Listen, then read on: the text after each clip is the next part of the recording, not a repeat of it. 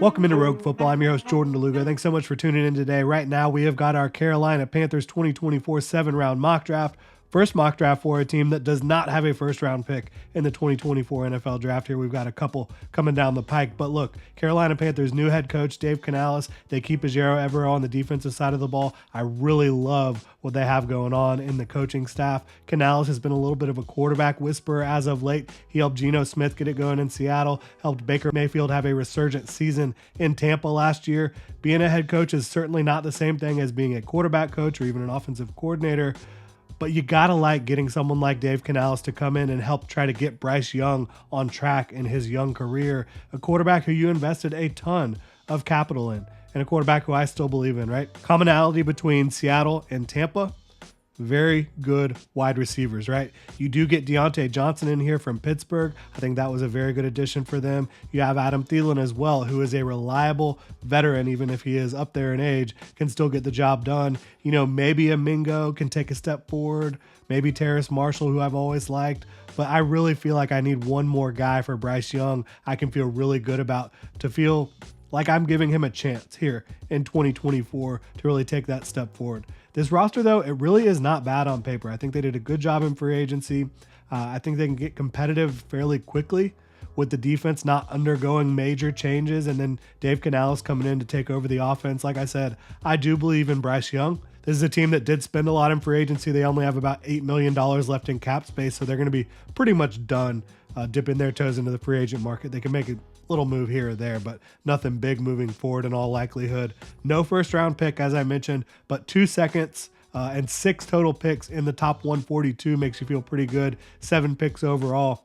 Let's go ahead and dive in to this Carolina Panthers mock draft. 33 overall, the first pick for the Carolina Panthers. I mentioned I'd love to get Bryce Young, another wide receiver.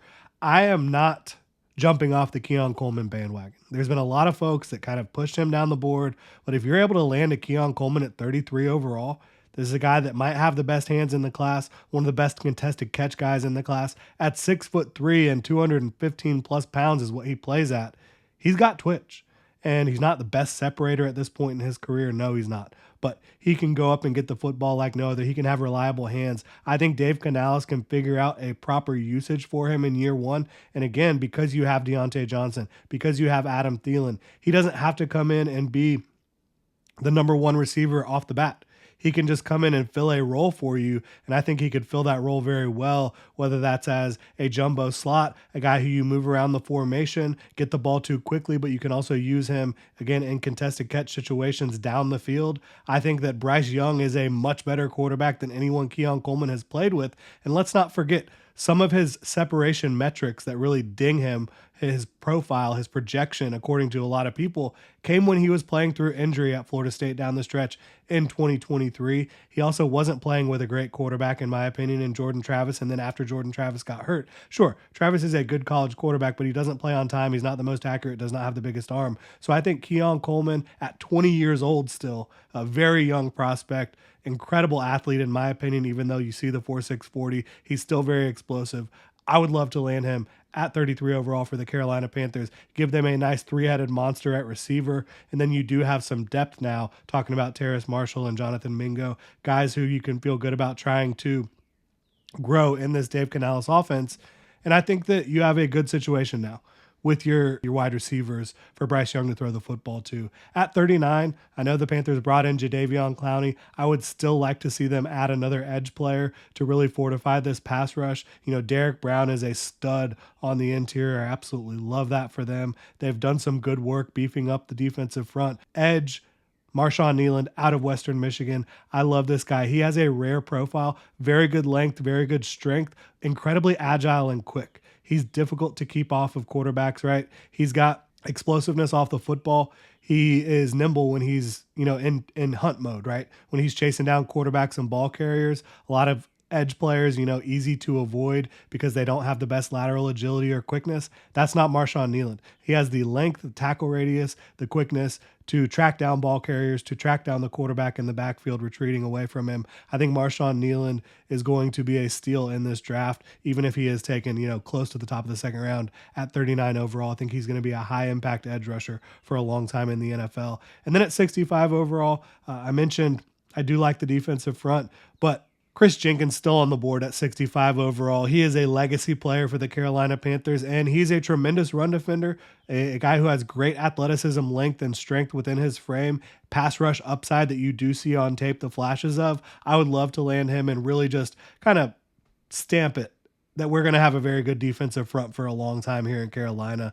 Build through the draft with that defensive front. At 101 overall, tight end Ben Sinnott out of Kansas State. This is a guy who, very good receiver. Very, very good receiver. But labeling as a tight end, kind of a misnomer, right? This is a guy that can move all around the formation for you.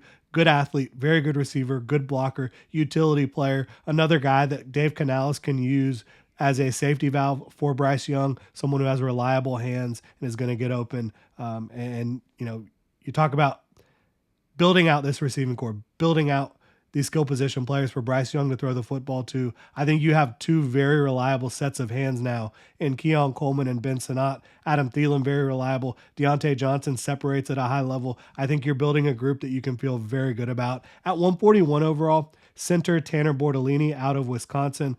Look, I know that Austin Corbett was injured for a lot of the 2023 season. He's been a pretty good center in this league, but I think getting a little bit of insurance and a guy who, in my opinion, should be a day 2 pick in Tanner Bordellini, an elite athlete at the center position who really grew technically throughout the 2023 campaign, would be perfect at 141 overall. At 142 overall, you can never have enough cornerback depth, and this class is very deep at corner. Cornerback Jarvis Brownlee out of Louisville, he plays the game with a passion. Like every single rep, you see this guy playing with intensity. Did not test very well, but a guy who I think at the very worst can be a quality backup or starting slot for you long term. So I just like the value he presents there at this point in the draft. And then at 240 overall, running back Frank Gore Jr.